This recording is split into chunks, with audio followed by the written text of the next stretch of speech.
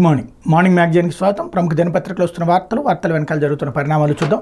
ఈనాడు చూస్తే పట్టాదారు పాస్ పుస్తకాలు రాజముద్రతో ఇస్తాం, సచివాలయ ఉద్యోగులతో జూలై 1న ఇళ్ల వద్దే పెన్షన్ల పంపిణీ, రాష్ట్ర వ్యాప్తంగా ఒకేసారి 183 అన్న క్యాంటీన్లు, మోయలేనంత భారం ఉన్న కష్టపడి రాష్ట్రాన్ని గాడిలో పెడతాం, ఎక్కడ ఎంత అప్పు తెచ్చారు లెక్కలు తీస్తున్నాం, కుప్పం బహిరంగ సభలో ముఖ్యమంత్రి చంద్రబాబు, రాబోయే రోజుల్లో రాష్ట్రానికి అన్ని మంచి శకునాలని ముఖ్యమంత్రి చంద్రబాబు ధీమా వ్యక్తం చేశారు. రాష్ట్రంలో సమస్యలు చాలా ఉన్నాయని, తనపై మోయలేనంత భారం ఉందన్న విషయాన్ని ప్రజలు గుర్తుపెట్టుకోవాలన్నారు. ఖజానా ఖాళీ అయిపోయింది, జగన్ ప్రభుత్వం విపరీతంగా అప్పులు చేసింది, డబ్బులు లేవు కదా, మీరెలా అభివృద్ధి చేస్తారని కొందరు అంటున్నారు. వాళ్ళందరికీ నేను ఒకటే చెప్తున్నా, నాకు మనోసంకల్పం మనోధైర్యం ఉన్నాయి, కష్టాలు ఉన్నాయని పారిపోయేవాడిని కాదు, ప్రజల భవిష్యత్తు కోసం ఎంతైనా కష్టపడతా, ఎంత భారమైనా మోస్తా, ఈ రాష్ట్రాన్ని మళ్ళీ గాడిలో పెడతానని మాటిస్తున్నానని రాష్ట్ర ప్రజలకు ముఖ్యమంత్రి చంద్రబాబు భరోసా ఇచ్చారు. రాష్ట్ర అప్పులపై తాను పవన్ కళ్యాణ్ లెక్కలు చూస్తున్నామని, ఎక్కడ ఎంత అప్పులు తెచ్చారో, ఎక్కడ ఖర్చు పెట్టారో, ఎంత దొంగిలించారో వివరాలు బయటకు తీస్తున్నామన్నారు. రాష్ట్ర వాస్తవ పరిస్థితులు తెలియజేసేందుకు 7 శ్వేతపత్రాలు విడుదల చేస్తామని చెప్పారు. ముఖ్యమంత్రిగా బాధ్యతలు చేపట్టాక తొలిసారి చిత్తూరు జిల్లాలోని తన సొంత నియోజకవర్గం కుప్పానికి చంద్రబాబు వచ్చారు. తెలుగుదేశం కార్యకర్తలు, ప్రజలు ఆయన ఘన స్వాగతం పలికారు. 2 రోజుల పర్యటనలో భాగంగా మొదటి రోజైన మంగళవారం శాంతిపురం మండలం జల్లిగానిపల్లి, చిన్నారిదొడ్డిలోని హందిరి నివాస్ సుజల స్రవంతి ప్రాజెక్టులో భాగమైన కుప్పం బ్రాంచ్ కాలువను పరిశీలించారు. భారీగా తరలివచ్చిన మహిళలు ప్రజలను పలకరించారు అన్నటువంటి వార్తని హైలైట్ చేశారు. లేకపోతే ఎన్డీఏతో ఇండియా భేటీ, స్పీకర్ ఎన్నికపై కుదరని ఏకాభిప్రాయం, అధికార పార్టీ అభ్యర్థిగా ఓం బిర్లా, ప్రతిపక్షం తరపున కె సురేష్, 48 ఏళ్ల తర్వాత పోటీ, అధికార విపక్షాల మధ్య ఏకాభిప్రాయం కుదరకపోవడంతో లోక్సభ స్పీకర్ ఎన్నికలకు పోటీ అనివార్యమైంది. ఎన్డీఏ తరపున గత లోక్సభ స్పీకర్ రాజస్థాన్లోని కోటా నుంచి గెలిచిన ఓం బిర్లా మళ్లీ నామినేషన్ వేయగా, ఇండియా కూటమి తరపున కేరళలోని మావేలిక్కర నుంచి విజయం సాధించిన కాంగ్రెస్ సీనియర్ నేత కొడికున్నిల్ సురేష్ పోటీకి దిగారు. దీంతో దాదాపు 48 ఏళ్ల తర్వాత ఈ పదవికి పోటీ జరగనుంది. సంప్రదాయానికి అనుగుణంగా డిప్యూటీ స్పీకర్ పదవి ఇచ్చేందుకు ఎన్డీఏ అంగీకరించకపోవడంతో ప్రతిపక్షం స్పీకర్ పదవికి చివరి నిమిషంలో అభ్యర్థిని నిలిపింది. ఓం బిర్లా తరపున 10 సెట్లు, సురేష్ తరపున 3 సెట్లు నామినేషన్లు దాఖలయ్యాయి అన్నటువంటి వార్తను హైలైట్ చేశారు. స్పీకర్ పదవికి మంగళవారం మధ్యాహ్నం 12 గంటల వరకు నామినేషన్ల దాఖలు గడువించారు. వాస్తవానికి సభాపతి పదవిని అధికారపక్ష, ఉపసభాపతి పదవిని విపక్షం చేపట్టడం ఆనవాయితీగా వస్తుంది. 17 లోక్సభ కాలంలో డిప్యూటీ స్పీకర్ లేకుండానే సభ సాగింది. ఇటీవల జరిగిన సార్వత్రిక ఎన్నికలతో దిగువ సభలో తమ బలాన్ని పెంచుకున్న ప్రతిపక్షాలు ఈసారి ఉపసభాపతి పదవికి పట్టుబట్టే స్పీకర్ పదవి అధికారపక్షం తీసుకుని డిప్యూటీ స్థానాన్ని తమకు ఇవ్వాలని డిమాండ్ చేశాయి. లేదంటే సభాపతి పదవికి తాము అభ్యర్థిని బరిలోకి దింపుతామని హెచ్చరించాయి. ఈ క్రమంలో కేంద్ర మంత్రి రాజ్నాథ్ సింగ్ని బీజేపీ రంగంలోకి దించింది. మంగళవారం ఉదయం నుంచి ఆయన మల్లికార్జున్ ఖర్గే, పలువురు ఇండియా కూటమి నేతలతో వరుస చర్చలు జరిపారు. స్పీకర్ పదవి ఏకగ్రీవం అయ్యే సంప్రదాయాన్ని కొనసాగిద్దామని, అందుకు సహకరించాలని కోరి దీనికి ప్రతిపక్షాలు అంగీకరించినప్పటికీ ఉపసభాపతి పదవి కావాలని డిమాండ్ను వినిపించాయి. ఎన్డీఏ సమ్మతించలేదు. దీంతో ప్రతిపక్షాలు పోటీకి దిగాయి. నామినేషన్ గడువు ముగియడానికి కేవలం కొన్ని నిమిషాల ముందు ఎన్డీఏ, ఇండియా కూటమి అభ్యర్థులు తమ నామినేషన్ పత్రాలు సమర్పించారు. 2 అభ్యర్థులు బరిలో ఉండటంతో బుధవారం స్పీకర్ అభ్యర్థి ఎన్నిక జరగనుంది. ప్రస్తుతం సభలో ఎన్డీఏకి 293 మంది, ఇండియాకు 233 మంది సభ్యులు ఉన్నారు. ఓం బిర్లా ఎన్నిక లాంఛనప్రాయమే. ఎన్నిక జరిగితే స్వతంత్ర భారత్ చరిత్రలో ఇది 3వసారి అవుతుంది. 48 ఏళ్ల తర్వాత తొలిసారి కాబోతోంది.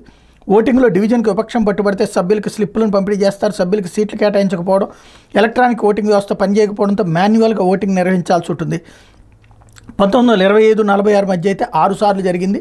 3 సార్లు ఎంపీగా బిర్లా గెలిచారన్నటువంటి విషయాన్ని, అట్లాగే అత్యంత సీనియర్ సురేష్ అన్నటువంటిది, అట్లాగే కాంగ్రెస్ విప్ జారీ చేసింది అన్నటువంటి విషయాన్ని ఇవన్నిటి కూడా హైలైట్ చేసుకొచ్చారు. లేకపోతే తెచ్చిన పెట్టుబడులెన్ని, నంజుకున్న భూములెన్ని, కార్పొరేషన్ ద్వారా తీసుకున్న రుణాలపైన ప్రభుత్వం దృష్టి, జగన్ జమానాపై తయారవుతున్న నివేదిక జూలై 4న ప్రజల ముందుకు. రాష్ట్ర పారిశ్రామిక రంగంపై ప్రభుత్వం జూలై 4న శ్వేతపత్రాన్ని విడుదల చేయనుంది. జగన్ ప్రభుత్వ జమానాలో పారిశ్రామిక రాష్ట్రం ఎంత నష్టపోయిందనే వివరాలు వెల్లడించనుంది. గత ప్రభుత్వ హయాంలో ప్రత్యేక జీవోల ద్వారా చేసిన భూ కేటాయింపులు, పెట్టుబడులు, ఇతర వివరాలతో జగన్ ప్రభుత్వం పారిశ్రామిక రంగాన్ని ఎంతగా విధ్వంసం చేసిందో, దానివల్ల రాష్ట్రం ఎంతగా నష్టపోయిందో, పెట్టుబడుల ఆకర్షణ కోసం అప్పట్లో నిర్వహించిన సదస్సుల ద్వారా సాధించిన ప్రయోజనాలు ఏంటో ప్రభుత్వానికి వివరించేలా సమగ్ర నివేదికను అధికారులు సిద్ధం చేస్తున్నారు. నివేదిక తయారీలో కేపీఎంజీ సంస్థ సహకారం అందించనుంది. దీనిపై సీఎం దగ్గర చర్చించిన తర్వాత ప్రభుత్వం శ్వేతపత్రంగా ప్రజల ముందు ఉంచనుందని ఒక అధికారి తెలిపారన్నటువంటి వార్తని హైలైట్ చేశారు. చాలా మంచిది. అసలు పరిశ్రమలు ఒక్కటి రాలేదు అన్నటువంటిది ఇంతవరకు జరిగిన ప్రచారం. ఎన్ని పరిశ్రమలు వచ్చినాయి ఏంటి అన్నటువంటిది ప్రజలకు తెలుస్తుంది. వచ్చిందా రాలేదా గత 5 ఏళ్లలో, అంతకుముందు 5 ఏళ్లది కూడా రిలీజ్ చేస్తే అంతకుముందు 5 ఏళ్లలో ఎన్ని పరిశ్రమలు వచ్చినాయి, ఇప్పుడు ఎన్ని వచ్చినాయి, అంటే పర్మిషన్స్ ఎన్ని ఇచ్చారు, భూములు ఎంత ఇచ్చారు, అందులో ఎన్ని ఆచరణలోకి వచ్చినాయి, ఎన్ని పనిలో ప్రారంభించి పనులు జరుగుతున్నాయి, ఇది డీటెయిల్డ్గా సరిగ్గా ఇస్తే బాగుంటుంది. రివర్స్లోనే స్టోరీలు రాస్తున్నారు. ఏది నాశనం అయిపోయింది అనేటటువంటి కోణంలోనే అసలు వాస్తవాలు ఏంటన్నట్టు చూడాలని ప్రజలు కూడా కోరుకున్నారు. లేకపోతే తమిళనాడు ఎంపీ తెలుగులో ప్రమాణం, తల్లి భాషను ఎవరు మర్చిపోకూడదని పిలుపు, నా మాతృభాషను నేను కాకపోతే ఇంకెవరు గౌరవిస్తారని ప్రశ్న, తెలుగువారే తెలుగు మర్చిపోతున్న తరుణంలో తమిళనాడులోని కృష్ణగిరి లోక్సభ స్థానం నుంచి కాంగ్రెస్ తరఫున గెలిచిన కె గోపీనాథ్ మాతృభాషపై తనకున్న మమకారాన్ని దేశ అత్యున్నత చట్టసభ నుంచి ఎలుగెత్తి చాటారు. తమిళ భాషాభిమానం అధికంగా ఉండే తమిళనాడు నుంచి ప్రాతినిధ్యం వహిస్తున్నప్పటికీ మంగళవారం ఆయన లోక్సభ సభ్యుడిగా అచ్చ తెలుగులో ప్రమాణం చేసి అందరిని ఆశ్చర్యపరిచారు. సభకు నమస్కారం అంటే ప్రారంభించి తెలుగులో ప్రమాణం చేశారు. చివరిలో నండ్రి వణక్కం జై తమిళనాడు అని ముగించారన్నటువంటి వార్తని హైలైట్ చేసి చాలా మంచిది. మనోళ్ళు కొంతమంది హిందీ ఇంగ్లీషుల్లో చేసినటువంటి పరిస్థితి ఉంది. ఇకపోతే ఇళ్ల పేరుతో సర్కారు సొమ్ము స్వాహ, పూర్తి కాకుండానే రాక్రీట్కి బిల్లులు మంజూరు, 10,000 సిమెంట్ బస్తాలు పక్కదారి, ఏడాదికి సరిపడా స్టీల్ ఒకేసారి అప్పగింత అంటూ తక్కువ ధరకే పేదలకు ఇల్లు నిర్మించిస్తామని నమ్మవలికిన రాక్రీట్ సంస్థ ప్రజాధనాన్ని దోచేసింది. అధికారాన్ని అడ్డం పెట్టుకుని ఇళ్ల నిర్మాణాలు పూర్తి కాకుండానే అప్పటి ఎమ్మెల్యే తోపుదుర్తి ప్రకాష్ రెడ్డి బిల్లులు స్వాహా చేశారన్న ఆరోపణలు ఉన్నాయి. పేదల ఇళ్లను మంజూరు చేసిన సిమెంట్ను సొంతానికి వాడుకున్నారు. గృహ నిర్మాణ అధికారులు రాక్రీట్ సంస్థకు చెల్లించిన బిల్లులకు క్షేత్రస్థాయి నిర్మాణాలకు పోలికెళ్ళి దీంతోపాటు సదరు సంస్థకు అవసరానికి మించి ఇసుక, సిమెంటు, స్టీల్ కట్టబెట్టారు. పునాది స్థాయి దాటని ఇళ్లకు స్లాబ్నే పూర్తయినట్టు నమోదు చేసి సిమెంటు, స్టీల్ మంజూరు చేశారు. ఇలా సుమారు 10 కోట్ల ప్రజాధనాన్ని దుర్వినియోగం చేసినట్టు తెలుస్తోంది అన్నటువంటి వార్తని హైలైట్ చేశారు. లేకపోతే దుబాయ్లో ఏపీ వాసికి 2.25 కోట్ల జాక్పాట్ అంటూ యూఏఈ రాజధాని దుబాయ్లో ఎలక్ట్రీషియన్గా పనిచేస్తున్న ఏపీకి చెందిన వ్యక్తికి జాక్పాట్ తగిలింది. 2019 నుంచి అక్కడ నేషనల్ బాండ్లలో తన డబ్బును పొదుపు చేస్తున్న బోరుగడ్డ నాగేంద్రం దాదాపు 2.25 కోట్ల నగదును గెలుచుకున్నట్టు స్థానిక మీడియా మంగళవారం తెలిపింది. నాగేంద్రం జీవనోపాధి కోసం 2017 యూఏఈ వెళ్లారు. 2019 నుంచి ఆయన సుమారు 2,271 రూపాయలు ప్రతి నెల అక్కడ బాండ్లలో పొదుపు చేస్తున్నారు. ఈ సేవింగ్ స్కీమ్ కట్టే వారికి రివార్డు ప్రోగ్రామ్ కింద లక్కీ డ్రా తీస్తారు. గ్రాండ్ ప్రైజ్ కేటగిరీలో తీసిన లాటరీలో నాగేంద్ర విజేతగా నిలిచారు. ఈ క్రమంలో 2.25 కోట్లను గెలుచుకున్నారు. కుటుంబ వృద్ధితో పాటు నా 2 పిల్లలను మంచిగా చదివించాలనే ఉద్దేశంతో యూఏఈ వచ్చాను. నగదు గెలుచుకోవడం ఆనందంగా అనిపిస్తుందని నాగేంద్ర పేర్కొన్నారన్నటువంటి వార్తని హైలైట్ చేశారు. అయితే వైకాపా విధేయ పోలీసు అధికారులను ఉపేక్షించం, ప్రభుత్వం మారిన తీరు మారలేదని మంత్రి రవీంద్ర ఆగ్రహం. రాష్ట్రంలో ప్రభుత్వం మారిన ఇంకా వైకాపా విధేయులుగానే వ్యవహరిస్తున్న పోలీసు అధికారులను ఇక ఉపేక్షించేది లేదని రాష్ట్ర ఎక్సైజ్ గనుల శాఖ మంత్రి కొల్లు రవీంద్ర హెచ్చరించారు. మచిలీపట్ల వైకాపా వర్గీయుల దాడిలో గాయపడి చికిత్స పొందుతున్న తెలుగుదేశం పార్టీ కార్యకర్తలు మంగళవారం పరామర్శించారు.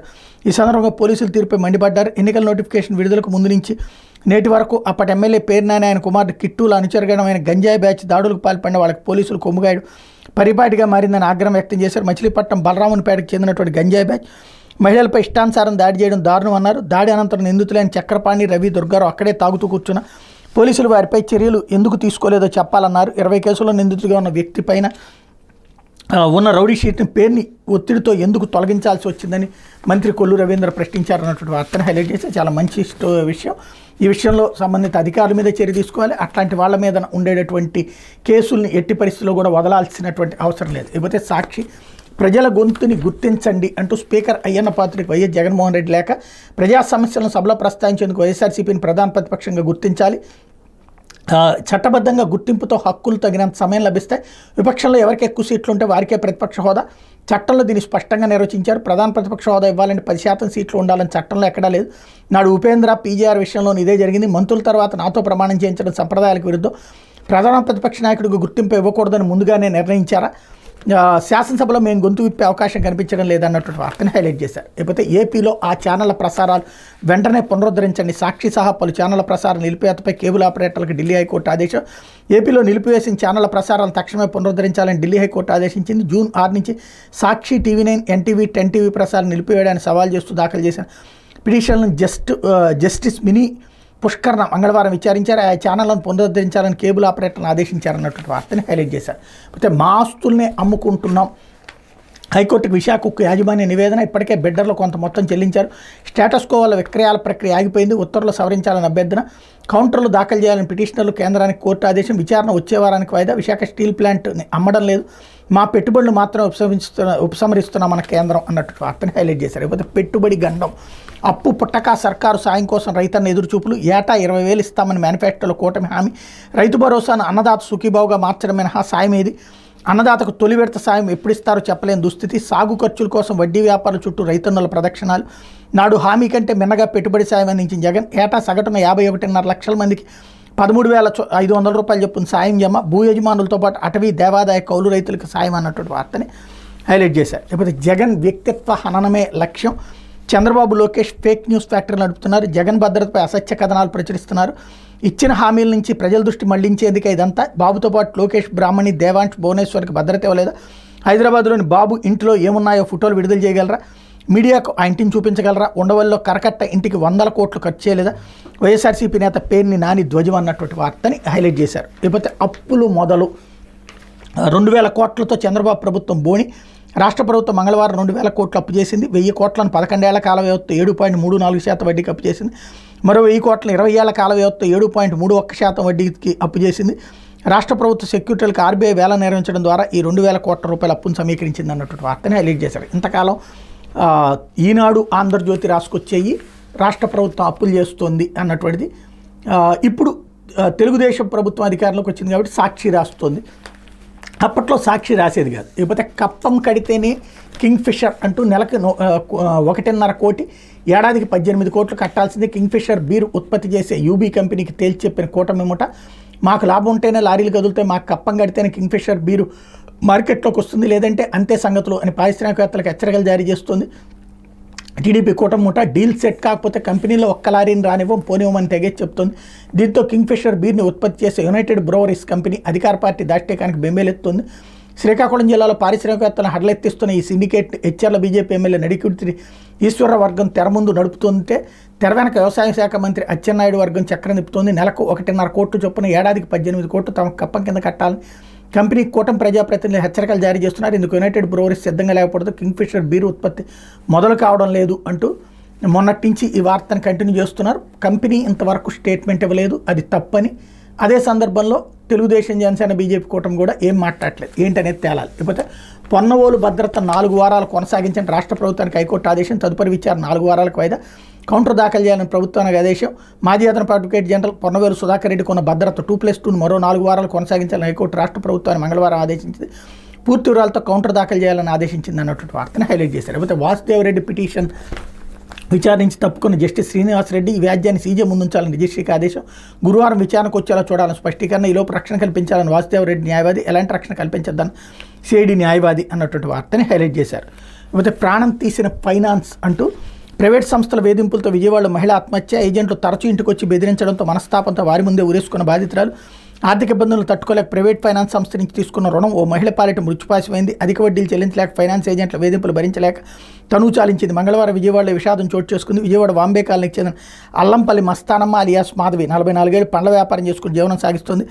భర్త లక్ష్మీనారాయణతో విభేదాలు తలెత్తడంతో 10 ఏళ్ల క్రితం విడిపోయి వేరుగా ఉంటుంది. 2 ఆడపిల్లలకు పెళ్లిళ్ళు చేసి అత్తగారిలకు పంపింది. వ్యాపారంలో నష్టం రావడం, పిల్లల వివాహాల కోసం కొంత అప్పులు చేసింది. హైదరాబాద్కి చెందిన క్రిస్ ఫైనాన్స్, స్పందన అనే సంస్థల ప్రతినిధులు రుణాలు ఇస్తామని చెప్పడంతో వారి వద్ద అప్పుగా తీసుకోవడంతో పాటు మరికొంతమంది మహిళలకు కూడా గ్రూపులుగా చేర్చి అప్పిప్పించింది. 42,000 అప్పిస్తే ప్రతి నెల మొదటి బుధవారం 3,370 రూపాయలు చొప్పున 20 నెలల పాటు చెల్లించాకే షరత్తో ఫైనాన్స్ సంస్థలు అప్పులు ఇచ్చాయి. కొద్ది నెలలుగా అనారోగ్యం, వ్యాపారం సరిగ్గా నడవకపోవడంతో డబ్బులు చెల్లించేందుకు బయట అప్పులు చేసింది. గత బుధవారం డబ్బులు కట్టకపోవడంతో ఫైనాన్స్ సంస్థల ఏజెంట్లు ఆమె ఇంటి వద్దకు వచ్చి బెదిరించినట్టు సమాచారం. తాజాగా మంగళవారం మరోసారి వచ్చి భయభ్రాంతులకు గురి చేయడంతో తీవ్ర మనస్తాపానికి గురైన మస్తానమ్మ వాళ్ళ ముందే ఇంట్లోకి వెళ్ళి తలుపులు మూసి ఫ్యాన్ కూరేసుకుని ఆత్మహత్య చేసుకుని ఘటనపై నిన్న రూరల్ పోలీసులు కేసు నమోదు చేసి దర్యాప్తు చేస్తున్నారన్నటువంటి వార్తని హైలైట్ చేశారు. ఇందులో ఈ మస్తానమ్మ వైఎస్ఆర్ కాంగ్రెస్ పార్టీ వీరాభిమానట. ఆవిడ ఏదైతే అక్కడ గృహసారథిగా కూడా పనిచేసిందట. లేకపోతే వైఎస్ఆర్సీపీ కార్యకర్తలపై టీడీపీ శ్రేణుల దాడి అంటూ 5 గాయాలు. నంద్యాల జిల్లా పీరు సాహెబ్పేటలో ఘటన. అధికారం ఎండగా టీడీపీ శ్రేణులు బరితెగిస్తున్నాయి. నంద్యాల జిల్లా మిడుతూరు మండలం పీరు సాహెబ్పేట గ్రామంలో వైఎస్ఆర్సీపీ కార్యకర్తలపై టీడీపీ కార్యకర్తలు దాడి చేసిన ఘటనలో 5 తీవ్ర గాయాలయ్యాయి. గ్రామానికి చెందిన ఆంజనేయులు, శివకుమార్ నాగలూరు గ్రామ పరిధిలోని నాపరాతి గనుల్లో పనులు ముగించుకుని పీరు సాహెబ్పేటకు బయలుదేరారు. అయితే మిడుతూరు వ్యవసాయ కార్యాలయం సమీపంలో టీడీపీ వర్గీయులు బైక్ను అడ్డగించి ఆంజనేయులు, శివకుమార్పై దాడికి పాల్పడ్డారు. విషయాన్ని బాధితులు తమ కుటుంబ సభ్యులకు తెలియజేయడంతో వెంకటేశ్వర్లు, రమణమ్మ, లక్ష్మీ నరసమ్మ గ్రామం నుంచి మిడుతూరుకు బయలుదేరారు. దారిలో పీరు సాహెబ్పేట గ్రామ టీడీపీ నాయకుడు రామేశ్వరరెడ్డి పొలం వద్ద ఆయన వర్గీయులు వెంకటేశ్వర్లు, రమణమ్మ, లక్ష్మీ నరసమ్మల మీద దాడికి పాల్పడ్డారు. దీంతో వారికి తీవ్ర గాయాలై విషయం తెలుసుకున్న పోలీసులు ఘటనాస్థలానికి చేరుకుని గాయపడ్డ 5 వైఎస్ఆర్సీపీ కార్యకర్తలు చికిత్స నిమిత్తం సామాజిక ఆరోగ్య కేంద్రానికి తరలించారన్నటువంటి వార్తని హైలైట్ చేశారు. లేకపోతే ఆంధ్రజ్యోతి మోయలేనంత భారం ఉంది, ఎంత కష్టమైనా భరిస్తా చంద్రబాబు, పరిస్థితులు ఆశాజనకంగా లేవు, ఖజానా ఖాళీ, కష్టాలు చూసి పారిపోయేదే లేదు, రాష్ట్ర ప్రజల భవిష్యత్ తిరగరాయబోతున్నాను, అప్పులు అక్రమాలపై 7 శ్వేతపత్రాలు, ఇచ్చిన హామీల మేరకు 5 సంతకాలు, పాస్ పుస్తకాలపైకి జగన్ బొమ్మలుండవు, మళ్ళీ జన్ముంట కుప్పం ముద్దుబిడ్డగానే పుడతా, సొంత నియోజకవర్గంలో ముఖ్యమంత్రి ఉద్ఘాటన, హంద్రీనేవా కుప్పం బ్రాంచ్ కెనాల్ పరిశీలన అన్నటువంటి వార్తని హైలైట్ చేశారు. అయితే సుప్రీంకోర్టుకే ద్వివేది మస్కా అంటూ ఏపీలో అక్రమ ఇసుక తవ్వకాలు ఆపాలంటూ ఏడాది ఏప్రిల్ 29, మే 10 కోర్టు ఆదేశం. అప్పటికే కలెక్టర్లతో కోర్టుకు తప్పుడు నివేదికలు, అక్రమాలపై మే 15 సుప్రీం చేతికి ఆధారాలు, ఆమర్నాడే చర్యల కోసం సుప్రీం ఆదేశాలు. అయితే mind game and Gopalakrishna Dwivedi 15వ తేదీతో 16 అధికారులకు నోటీసులు, సుప్రీం చెప్పకముందే చర్యలు అన్నట్టు కలరింగ్. 19 ఇచ్చిన అఫిడవిట్లో అదే ప్రస్తావన, కానీ కేసుల్లో విచారణ లేదు. నోటీసులతో సరి జగన్ సర్కార్ను కాపాడేందుకు విఫల ప్రయత్నం అన్నటువంటి వార్తని హైలైట్ చేశారు. లేకపోతే శరణు అంటూ ఢిల్లీ అండ కోసం జగన్ పాట్లు, కేంద్ర సర్కార్కు బయట నుంచి మద్దతు లిఖితపూర్వకంగా బీజేపీకి సమాచారం. అంశాల వారీగా కాదు అన్నింటికీ జై, పాత కేసులకు తోడు కొత్త స్కాములు, 5 ఏళ్ల పాలనలో అడ్డగోలు నిర్ణయాలు, చంద్రబాబును అరెస్ట్ చేయించి ఆనందం తన్ను అరెస్ట్ చేస్తారని జగన్ ఆందోళన అంటూ స్పీకర్ ఎన్నికల్లో ఎన్డీఏకి మద్దతు, బీజేపీ అడగ్గానే అంగీకరించిన జగన్ అన్నటువంటి వార్తను. ఓ పక్కనేమో అడగకుండానే ఇచ్చారని వీళ్ళే రాశారు, ఇంకో పక్కన అడిగితే ఇచ్చారని మళ్ళీ వీళ్ళే రాశారు. ఇంకోటి క్రిందటిసారి తెలుగుదేశం పార్టీ కూడా ఓడిపోగానే బేషరత్గానే మద్దతు ఇచ్చింది కదా, అప్పుడు అడగకుండానే మద్దతు ఇచ్చింది కదా, అప్పుడు శరణు అని రాయలేదే, అప్పుడు మద్దతు అని రాశారు. ఇప్పుడు ఇట్లా వార్తలు ఏ గూటికి ఆ గూటి పక్షిగానే రాసుకుంటున్నటువంటి రోజులు. దీన్ని ఎవరూ బాగు చేసేటటువంటి పరిస్థితి అయితే లేదు. కాకపోతే ఎమర్జెన్సీ మైండ్ సెట్ ఇంకా పోలేదు అంటూ ఆ చీకటి రోజుల్లో దేశాన్ని జైలుగా మార్చారు. 356 అధికారులను ఎడాపెడా ప్రయోగించారు, రాజ్యాంగాన్ని అణచివేశారు, స్వేచ్ఛ హరించారు. అట్లాంటి వారు రాజ్యాంగంపై ప్రేమ ప్రకటిస్తారా? కాంగ్రెస్ పార్టీపై ప్రధాని మోడీ ధ్వజం, వైఫల్యాన్ని కప్పుచ్చేందుకే గతంతో అవుతున్నారు, మాట్లాడేదానికి భిన్నంగా వ్యవహరిస్తుంటారు, ఎప్పుడూ ఏకాభిప్రాయం తీసుకోలేదు, తిప్పికొట్టిన ఏఐసీసీ అధ్యక్షుడు ఖర్గే అంటూ వెంకయ్య ఇంటికి మోడీ, పలు అంశాలపై ఇద్దరు నేతల చర్చలు, దేశ ప్రగతిపై వెంకయ్య వివేకం బేష్ అంటూ ప్రధాని అన్నారన్నటువంటిది ఇక్కడ ప్రధానంగా హైలైట్ చేశారు. లేకపోతే ఎంవీవీపై భూ కబ్జా కేసు, విశాఖ మాజీ ఎంపీపై హైగ్రీవా ఫార్మ్స్ అధినేత ఫిర్యాదు, వైసీపీ నాయకుడు జీవీ మరొకరిపై కూడా వృద్ధాశ్రమం నిర్మాణాలకు ఉద్దేశించిన భూమి కబ్జా, ఖాళీ పత్రాలపై సంతకాలు పోర్జరీ, విశాఖలో మొత్తం 12.5 ఎకరాల ఆక్రమణ, ప్రశ్నిస్తే చంపేస్తామంటూ బెదిరింపులు, ఆరిలోవా పోలీసులకు జగదీశ్వరి ఫిర్యాదు, 10 నాన్ బెయిలబుల్ సెక్షన్ల కింద కేసు నమోదు అన్నటువంటి వార్తని హైలైట్ చేశారు.